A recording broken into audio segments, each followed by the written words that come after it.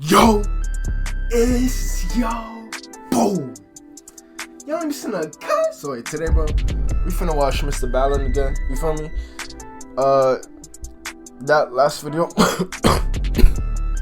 that shit was fire. I ain't gonna lie. My friend kind of put me on. I knew about MrBallen. I just ain't watched the whole vid like that. You feel me? I just seen some of the shorts he puts up and shit like that. But hey, I'm not finna talk too much. So let's get to this. Today's story has a very distressing and graphic plot twist at the end, and so viewer discretion is advised. But before we get into today's story, if you're a fan of the strange, dark, and mysterious delivered in story format, then you come to the right place because that's all we do, and we upload once or twice every week. So if that's of interest to you, please tell the like button you're going to upload on your YouTube channel 3, 4, even 5 times every week, and then knock it down to 3 or 4 times a week, and then 2 or 3 times a week, and then 1 or 2 times a week, and then go ahead and just don't post for 3 weeks straight. Also, Damn. please subscribe to our channel and turn on all notifications so you don't miss any of our weekly upload. Wait, what? All right, let's get into. He said you start recording OD and then you don't record that much? Nah, that's some motherfuckers. You feel me? I'm not gonna lie. My reaction channel and shit, I ain't posting like this is my reaction channel, but my main channel and shit, if y'all don't know, I be doing RRL content and shit. I ain't posting like 3-4 months, you feel me?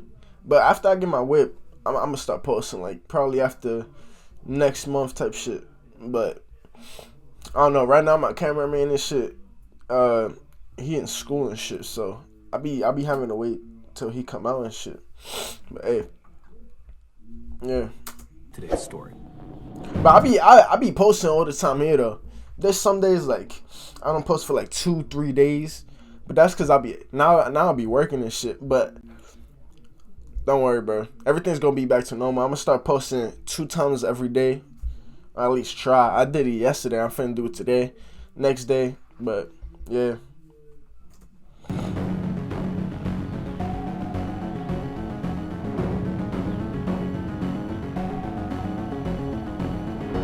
Actually, did I do it today? Yeah, I think I did post. Yeah. I still gotta edit one more video and then do that shit, but I'm def gonna have the shit for the past like the next week. This beautiful place nestled at the bottom of this huge mountain range called the Green Mountains. It is a big-time college town, as the famous West Virginia University is located there, and so during the school year the town is full of young people, and during the football season the town is absolutely buzzing with excitement. But the college is not the only reason people live in Morgantown. Lots of families choose to live there because there's so much to do year-round. Also, it's relatively safe, and in general, it's an up-and-coming place with new shops and restaurants and museums popping up every single year. But despite all of that, Morgantown is also known for something absolutely terrible, and that is the story of Skylar Neese. In 2012, 16-year-old Skylar Neese was a sophomore in high school in Morgantown, West Virginia. She was a straight-A student. West Virginia? Nigga said West, bro. West Virginia.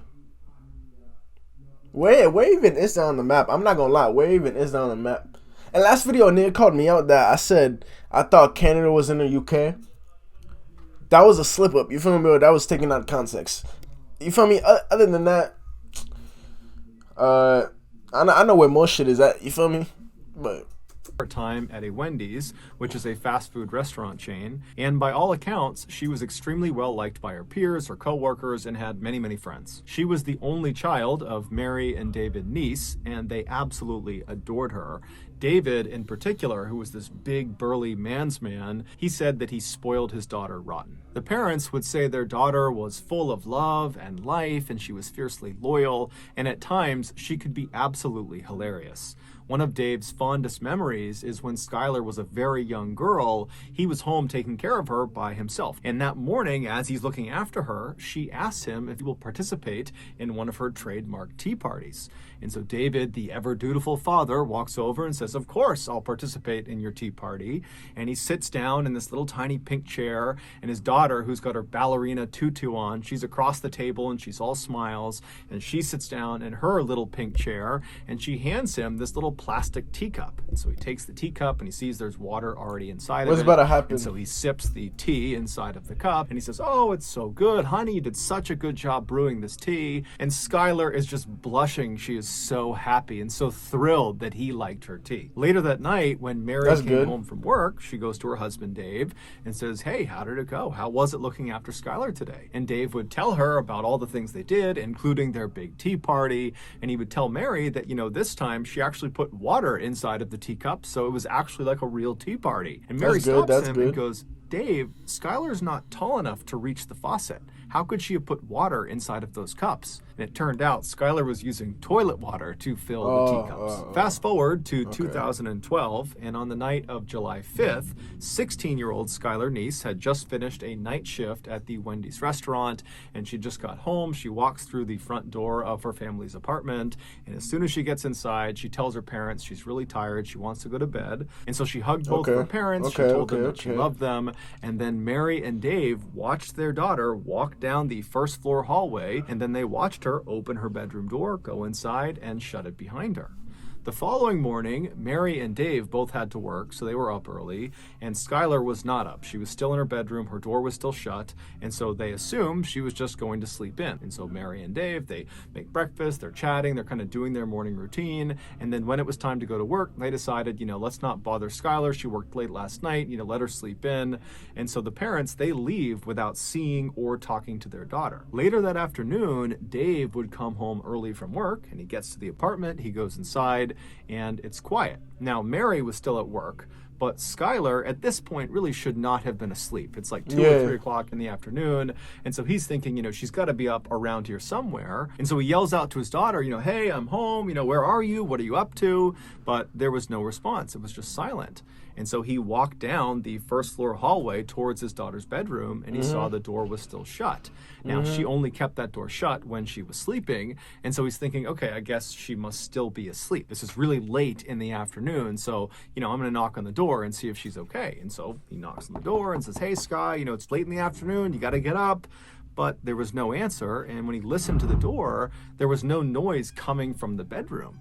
And so he thought that was pretty weird. And so he knocked a few more times. He yelled out a few more times. And when there was no response, no answer, no sound, he opened the door up. And when he looked inside, Skylar was not in there. Now, Dave was thinking to himself, I don't think my daughter told me that she would be gone today, or at least not right now. And he's trying to think, did she say something? Was she meeting someone today? And he couldn't think of it.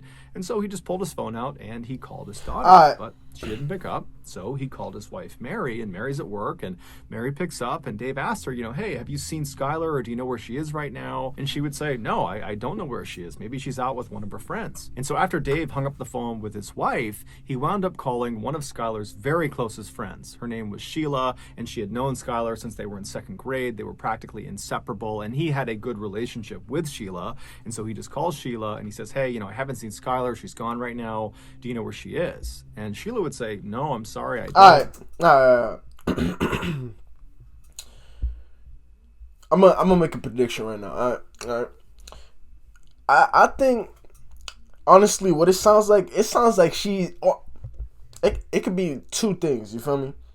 She either got, somebody took her from the crib, or she went to go see a sneaky link and then something went bad, or she could have been trying to get groceries or some shit and something went bad. To be honest, it could be anything, bro. She could have been going anywhere and a nigga could have tried to snatch her up or some shit.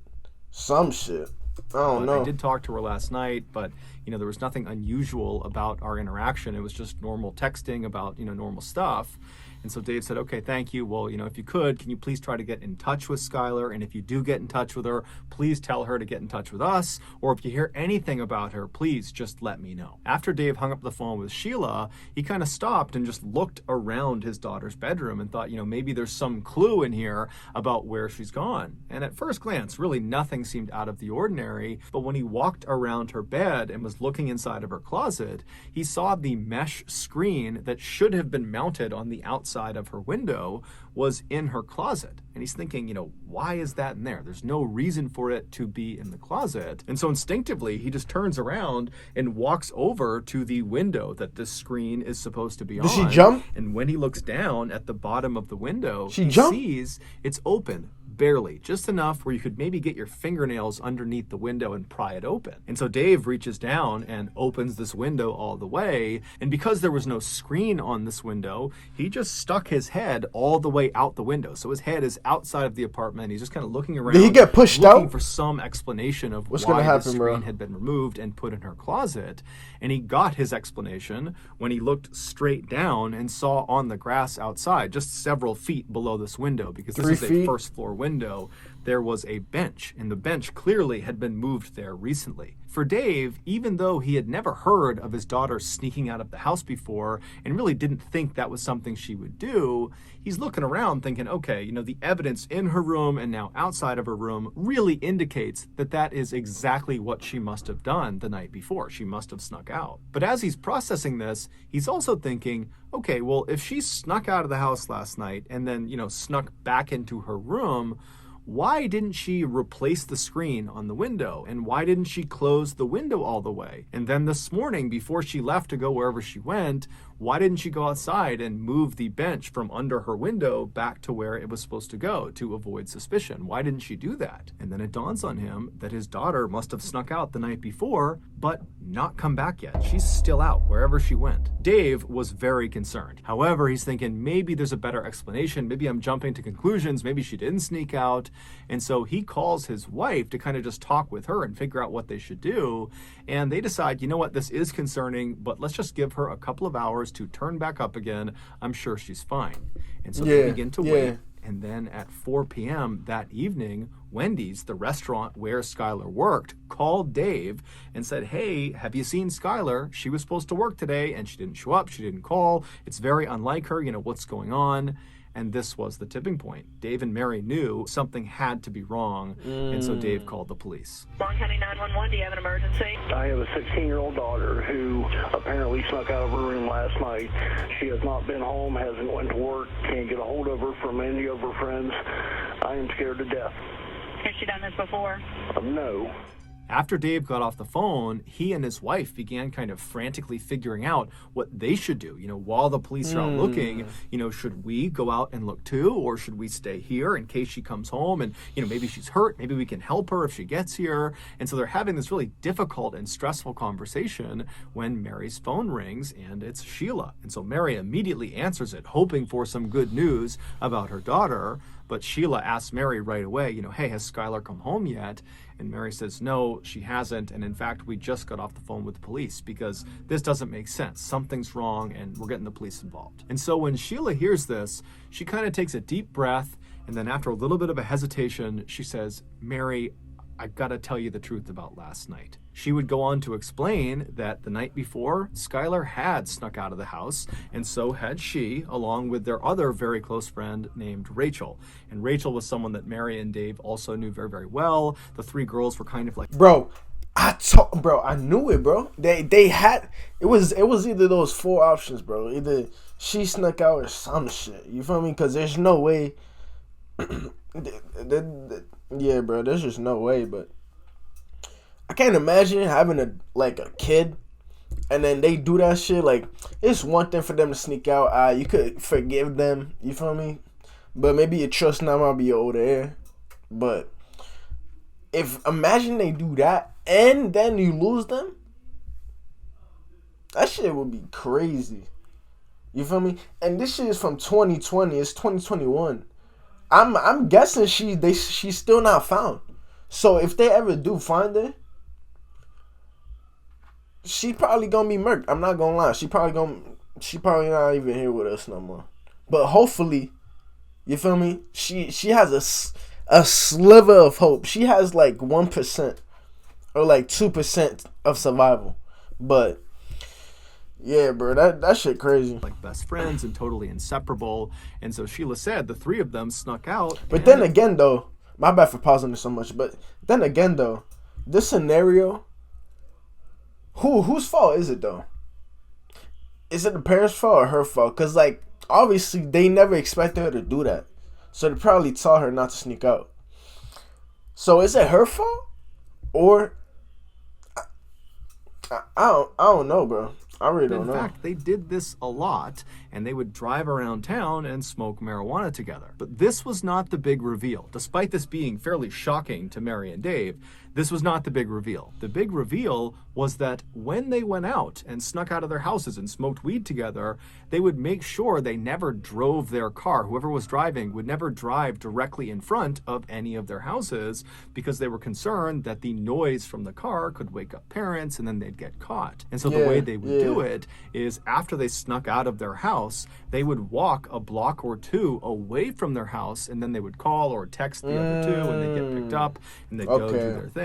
And then when they got dropped off, they would get dropped off a block or two away from their home and then walk the rest of the way. And so Sheila told Mary that last night, like so many other nights, she dropped Skylar off. Damn, she said like so many other nights. Damn, bro. So she was just she was just a good liar and shit. That's crazy. But then again though, bro, it's like what they say, the most strict parents make the best liars. And that's kind of true, bro, because like kids kind of feel like they don't want to tell their parents shit because then some shit gonna happen to them, you feel me? That's why with my little bros, you feel me, they don't tell my mom shit, but they be telling me shit that they wouldn't tell my mom and shit. Obviously I'm their bro, but like I always be telling them like I'm not finna snitch on you, you feel me? If you tell me some shit, I'm gonna keep it 100 with you. That's what I try to do, but yeah, that's what niggas gotta really do, bro. No, raise your brothers and family members not to grow to be, you feel me, bum niggas. I'm not gonna lie, cause that shit's not the wave, bro. About a block away from their apartment, and then Sheila and Rachel drove off. So they did not actually see Skylar enter her apartment. So they don't know for sure if she actually made it home okay. And so this was obviously horrifying for Mary and Dave to hear because it totally opened the door for their daughter to have been abducted during this walk from the drop-off point back to her apartment. Yeah. The street she was on was not well lit. It's the middle of the night. It's dark. She's potentially high on marijuana. And so it seemed like that was a very realistic thing that could I mean, bro, niggas said high on marijuana. That's probably what the dad said. Bro, probably drunk, but if a nigga off weed, bro, I'm not gonna lie, like some shorties though, some of them, they be, weed for them is like basically the same effects, I'm not gonna lie, cause some of them, when they be getting faded, they be doing whatever, I'm not gonna lie, they be doing whatever, bro, and that shit just like, that's why I don't even want a daughter, bro, I don't even want kids, to be honest, but if I did have a kid, I definitely wouldn't want a daughter. I'm not gonna lie, cause if I heard that shit happen, bro, even like if I knew that my daughter was smashing niggas before she was even like 18 or some shit, or 21 or some shit, bro, I'ma be, niggas is gonna be hurt. I'm not gonna lie. Let me know in the comments how y'all will feel. What would y'all do? Cause I don't know what I would do. You feel me? I really don't know. As horrifying as it sounded. And so after Mary got off the phone with Sheila, she called the police and she updated them about what Sheila had told her. And then Mary and Dave met up with Sheila and Sheila's mother and began searching the immediate area around their apartment in hopes that maybe, you know, she fell somewhere and she's trapped and she just needs to be picked up or helped in some way. But after searching for several hours and knocking on dozens and dozens of doors, nobody saw anything, nobody knew anything, there was no sign of Skylar. And so as this group is totally down, they don't know what to do, they feel totally helpless, they know the police are out looking for Skylar, but they want to do something and they don't know what to do. And that's when Mary remembers there is a security camera on the outside of their apartment building that is looking down at the road. And so right away, the four of them literally run back to the apartment building, they go inside, they find the security manager, they explain the situation, and sure enough, he pulls up the footage from the night before, and the footage they see doesn't make sense. Sheila had dropped Skylar off on that corner, kind of out of view of the camera,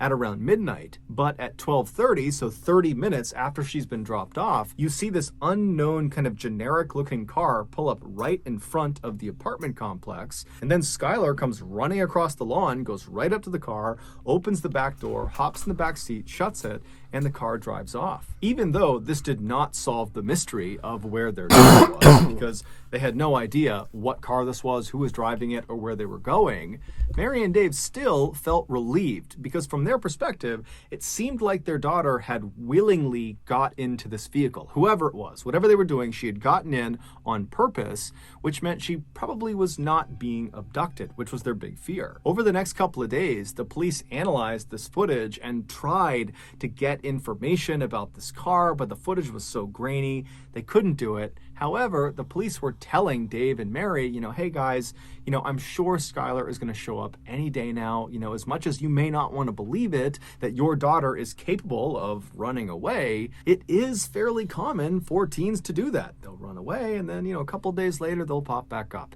And so I'm sure that's what's going on with Skylar. She chose to get in that car, and so I'm sure she will choose to get back in touch when she feels comfortable. So a couple of days go by, and the parents haven't heard anything from their daughter, and then a couple of weeks go by, still nothing, and then a couple of months go by, still nothing. And this is all despite the fact that there is a massive search happening led by the police, and locals in Morgantown have put flyers up everywhere that have pictures of Skylar Niece's face everywhere in town and in neighboring towns. It was like you could not go 5 feet without being reminded that this girl is missing. Have you seen her? If you have, give us information. Despite the amount of publicity this case was getting, no one came forward with any meaningful information. It was like Skylar had just vanished and no one had a clue what happened to her. Her parents were obviously devastated that they had no idea what happened to her, but they were kind of holding on to this idea that, maybe she did run away and maybe she will eventually be in touch with us. But by December of that year, so 6 months after Skylar had gone missing,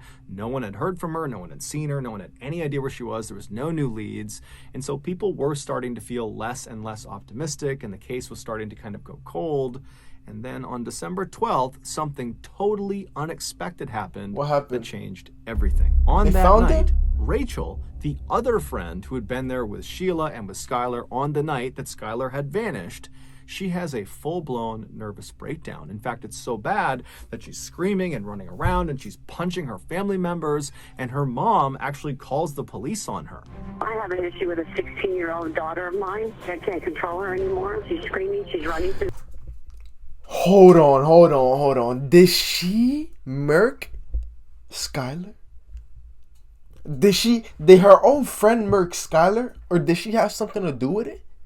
Cause if that's the case,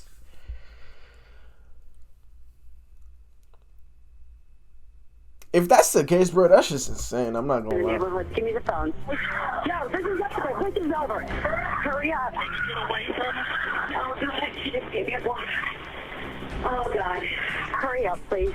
After this call was made, the police show up to Rachel's house and they take her away to a psychiatric hospital. And then several days later, when she was released from that hospital, she went straight to the Morgantown Police Department. She walked inside and said, I got to get something off my chest about Skylar. Apparently, whatever it was that she had been keeping secret had just been too difficult to keep inside. It was quite literally driving her crazy. What is so about the police said, okay, great. And they brought her into an interview room. They sat down and they said, okay, what do you got for us? The following has been pulled from what Rachel told police. Back on July 5th, 2012, Skylar came home from that night shift at Wendy's. She goes inside her family's apartment. She says goodnight to her mom and dad. She goes into her bedroom and she shuts the door, and she's laying on her bed. She's on her phone. She's not going to bed quite yet. And as she's laying there, she starts getting text messages from Rachel and also from Sheila asking her if she wants to sneak out that night.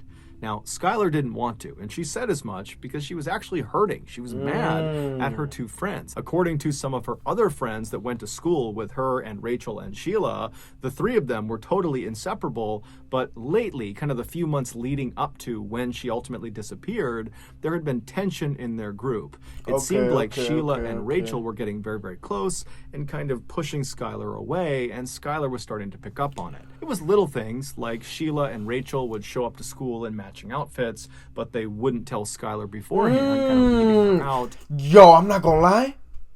This is sounding like they murked her, bro. Bro. What is she about to get off her chest? Or whenever they posted selfies of the three of them, Skylar was always relegated to the back or kind of in some other way obscured to make sure she was not the focal point of the picture.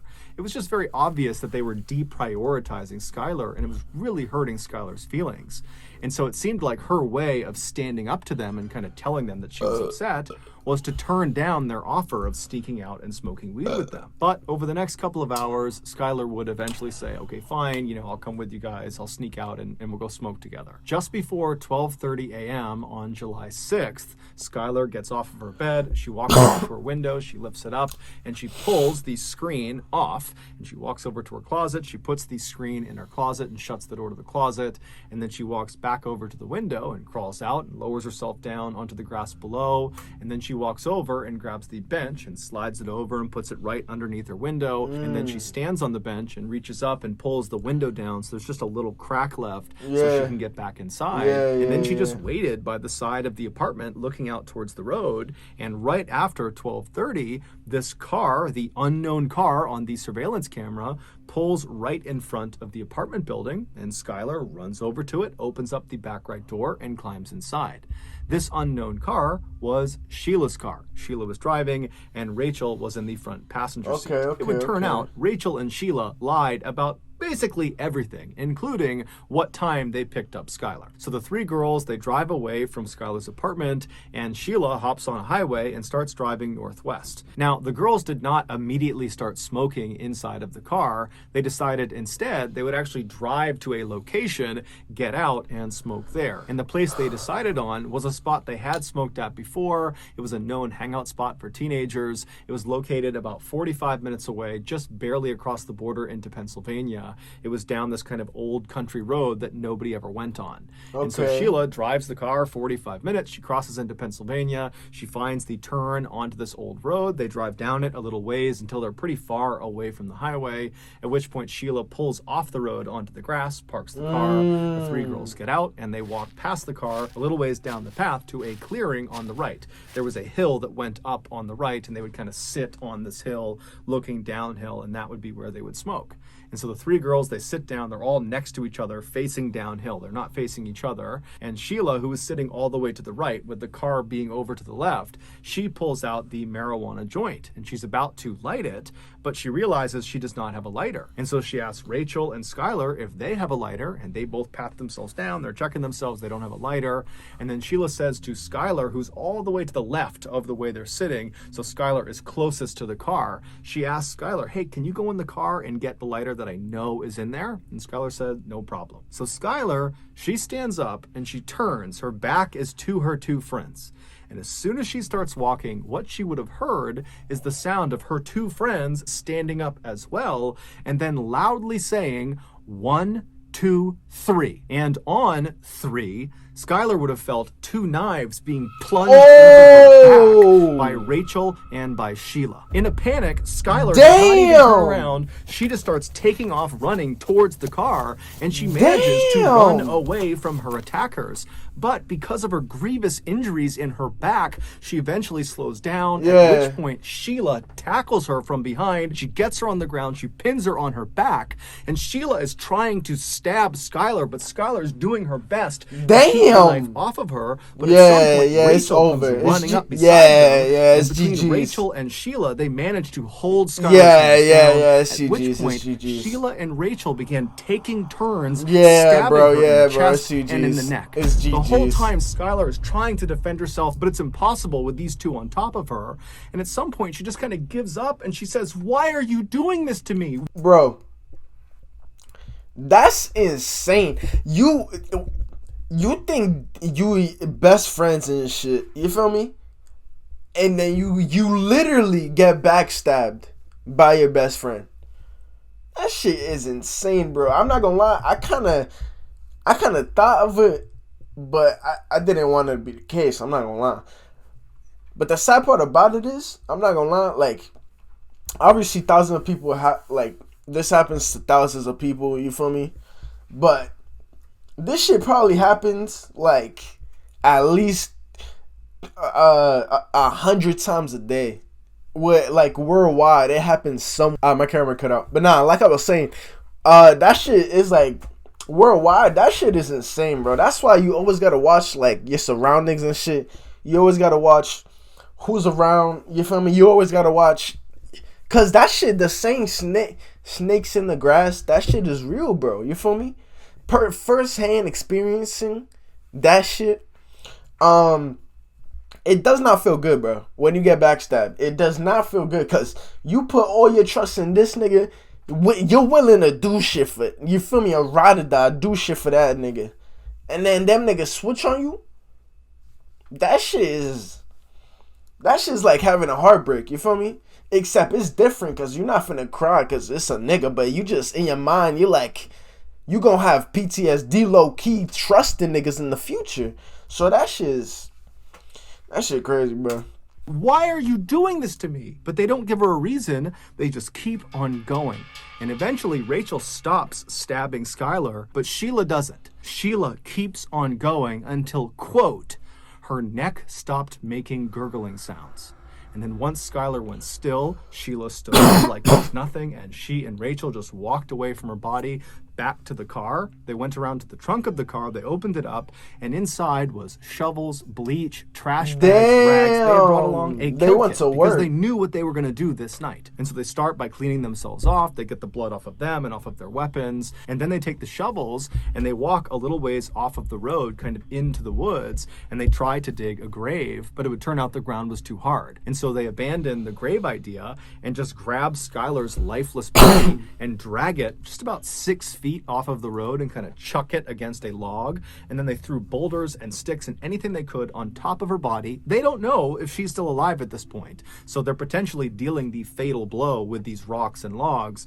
They cover her up until she's totally obscured, and then the two girls just walk back up. They grab their shovels, they grab their rags, their bleach, they put it back in the trunk, they hop in their car, and they drive away. It would turn out Rachel and Sheila had been planning this for months. The reason? They didn't like Skylar anymore, and apparently it wasn't enough to just be mean to her and not include her in things. They actually needed to kill her. And so the entire night that they went out and snuck out, that was all planned. They knew Skylar did not want to come out and sneak out with them because they knew she was upset with them. And so they said whatever they had to say to convince her to leave her house and sneak out with them. And so she did. She snuck out. And when she got in that car, Sheila and Rachel had their knives already in their front pocket of their sweatshirt, ready to go. And on their ride to this spot in Pennsylvania, Sheila and Rachel acted like, oh, let's just go to this spot and smoke. When in reality, this was planned too. They wanted to make sure they were far away from Morgantown when they killed Skylar. And so when they got there and they walked down to their spot to actually begin smoking, Sheila and Rachel had intentionally not brought lighters, and Sheila had left a lighter in the car specifically so she could ask Skylar to go get it. Because the plan was, as soon as Skylar gets up to get that lighter and her back is to us, Sheila and Rachel had promised each other that they would count to 3 and then attack her. Ultimately, Rachel would be sentenced to 30 years. Bro, so if you gonna kill a nigga, right, why the fuck would you, like, confess? Like, if you gonna do that shit, bro, do that shit. Don't have no remorse for shit that you be doing. Because if you gonna have remorse, you shouldn't be doing it. You feel me? You shouldn't be, like, I know if I'm a murking nigga, like, if a nigga pull up on me, bro, like, if, let's say it's a op, or like, a motherfucker that don't fuck with me, or some shit, and I happen to murk that nigga, like, even by mistake, bro, I don't give a fuck, bro. You feel me? I'm not gonna have no remorse. I'm not gonna have none of that. You feel me? I'm actually gonna be celebrating. Because that motherfucker was trying to fuck with me. I was just minding my own business. So I don't know why motherfuckers be having remorse. But this shit is different though, cause this shit is like they playing that shit on an innocent girl, bro. Like that she thought that they were best friends and shit. That shit crazy. In prison, but she'll be eligible for parole in 2023, and Sheila would be sentenced to life in prison, but she would also be eligible for parole in 2028. During their trials, Rachel was very remorseful and even gave an apology to Skylar's parents during the sentencing phase. Sheila, on the other hand, smirked during her trial. For most of the time, she was smiling and totally making light of it. She said she didn't do it. She was totally not remorseful, and she did not offer an apology to Skylar's parents. She did, however, leave an unbelievably cruel message on Twitter. In March of 2013, when the police came out and officially said, "We have identified the remains in the forest in Pennsylvania as belonging to Skylar Neese," when that announcement was made, just a couple of days later, Sheila tweeted, "We really did go on 3." Sheila was arrested 1 month later. Nigga tweeted? Nah, what day? 2013. I'm not gonna lie. This shit, you could really get away with this shit back in the day, like tweeting shit. Like all those Chirac motherfuckers, they was tweeting when they caught a body and shit. They like, I'm on your block, and then 3 hours later, oh, we smoking on this nigga. Like that shit is insane, bro. There's probably like a million more tweets from back in the day that motherfuckers still haven't cracked the case on. You feel me? Which is, depending on what they did, and it's kind of good, cause fuck 12, I don't really fuck with that shit. But bro, that shit is insane. We really did go on 3. Sheila was arrested 1 month later. So that's gonna do it, guys. If you got something out of today's episode, that's it with it, bro. If you missed out to real subscribe to the channel. Feel me? Leave a like on the video if you like this shit. And yeah, if you got any videos you want me to react to, let me know down in the comments below. I'll catch you on the next one, bro. Actually, hold on. This was a good video. The crazy part is like, bro, this is just a lesson. You feel me? Not even a lesson, but just like, I don't even know what it is, bro. It's something. Cause like, this shorty thought they was, you feel me, homies and shit, and you just get murked by your homie. Not even by like, you have an argument and then they murk you or some shit off some compulsive shit. Not even like they shoot you or nothing. They plan it and they stab you. That's crazy. Hey, that's it, really, bro. Next one. Hey. See.